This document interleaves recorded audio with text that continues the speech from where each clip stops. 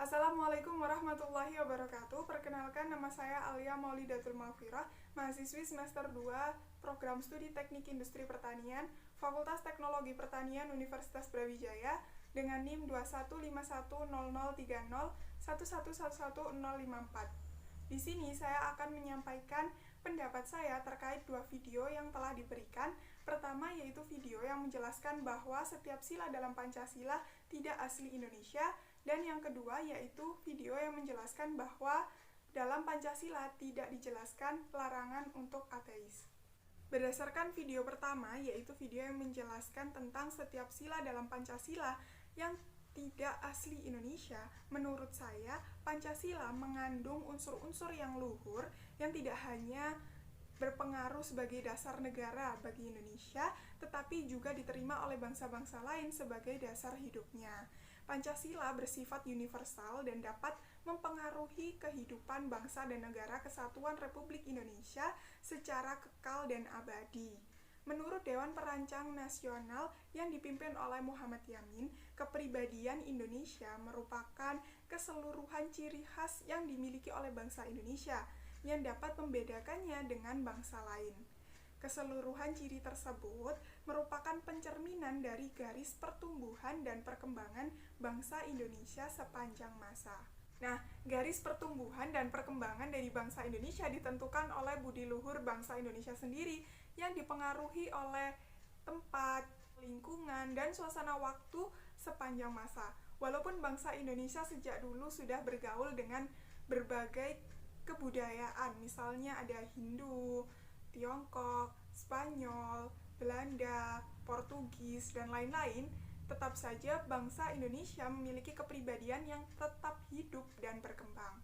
Mungkin contohnya seperti pada masyarakat kota yang dipengaruhi oleh unsur-unsur asing, namun kebudayaan, kepribadian bangsa Indonesia tetap tumbuh dan berkembang. Bangsa Indonesia dapat dibedakan dari bangsa lain. Apabila kita perhatikan pada setiap sila Pancasila, maka akan tampak dengan jelas bahwa Pancasila merupakan pencerminan dari bangsa Indonesia itu sendiri. Demikianlah jika kita gali lebih dalam dari bumi Indonesia, Pancasila sebagai dasar negara merupakan sumber dari segala sumber hukum yang berlaku di negara kita. Pancasila sebagai pandangan hidup bangsa Indonesia dapat mempersatukan kita serta memberikan petunjuk pada masyarakat yang beragam ini. Pancasila merupakan ciri khas dari bangsa Indonesia yang membedakannya dengan bangsa lain. Terdapat kemungkinan bahwa dalam tiap-tiap Pancasila terlepas dari yang lain bersifat universal yang juga dimiliki oleh bangsa-bangsa lain di dunia ini. Namun, kelima Pancasila merupakan satu kesatuan yang tidak dapat dipisahkan, dan itulah yang menjadi ciri khas dari bangsa Indonesia. Seperti yang diketahui, tujuan dari bangsa Indonesia yaitu untuk menciptakan masyarakat yang adil dan makmur, yang merata baik secara material maupun spiritual, berdasarkan Pancasila dalam wadah negara kesatuan Republik Indonesia yang merdeka, bersatu, dan berkedaulatan rakyat dalam suasana peri kehidupan bangsa yang aman, tentram, tertib, dan dinamis, serta dalam lingkungan pergaulan dunia yang merdeka, bersahabat, tertib, dan damai. Mengapa berdasarkan Pancasila?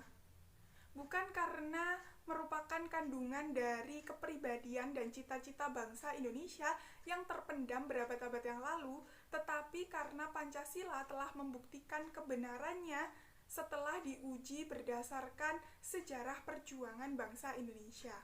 Oleh karena itu, penting bagi kita untuk memahami, menghayati, dan mengamalkan Pancasila dalam segala segi kehidupan.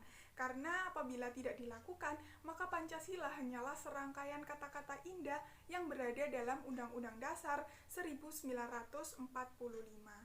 Menurut saya, berdasarkan video yang diberikan, pernyataan dalam video tersebut kurang tepat karena Pancasila telah membuktikan bahwa dalam setiap silanya merupakan pencerminan dari bangsa Indonesia itu sendiri. Selanjutnya, saya akan memberikan tanggapan saya terhadap video kedua yang menjelaskan tentang Pancasila yang tidak melarang adanya ateisme di Indonesia. Menurut saya, hal tersebut tidak salah, karena dalam Pancasila tidak ada satu sila pun yang menjelaskan atau melarang bahwa seorang warga negara Indonesia untuk menjadi ateis. Bahkan dalam sila pertama yang berbunyi ketuhanan yang Maha Esa, di dalam 7 butir sila pertama tersebut, salah satu tafsirnya berbunyi bahwa tidak memaksakan agama atau kepercayaan terhadap Tuhan yang Maha Esa kepada orang lain. Butir tersebut justru melarang seseorang atau sekelompok orang untuk memaksakan kepercayaan atau agamanya kepada orang lain. Hal tersebut juga berlaku pada ateis. Hal ini berarti bahwa ateis tidak boleh dipaksa, diharuskan, atau diwajibkan untuk bertuhan ataupun beragama. Ateis mungkin tidak diakui secara formal dalam negara ini, begitu juga dengan kepercayaan dan agama lainnya. Namun tidak diakui secara formal bukan berarti bertentangan dengan hukum. Menurut UU nomor 10 tahun 2004 yang menjelaskan tentang pembentukan peraturan perundang-undangan pasal 2, tafsir hukum Pancasila juga diturunkan dan ditafsirkan menjadi konstitusi dan peraturan yang berlaku.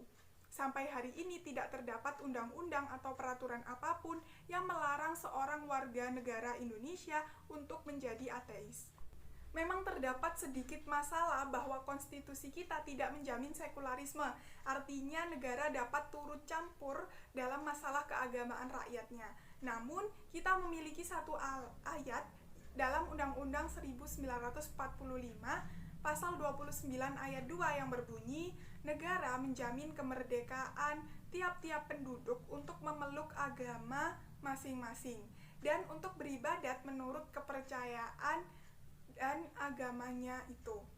Berdasarkan hal tersebut, Pancasila merupakan dasar filosofis yang ditetapkan pada awal kemerdekaan Indonesia, disusun sebagai hasil kompromi dari berbagai kelompok pada masa itu, dan Pancasila bersifat terbuka untuk berbagai interpretasi. Sekian pendapat dari saya. Apabila terdapat kesalahan atau kekurangan, saya mohon maaf. Wassalamualaikum warahmatullahi wabarakatuh.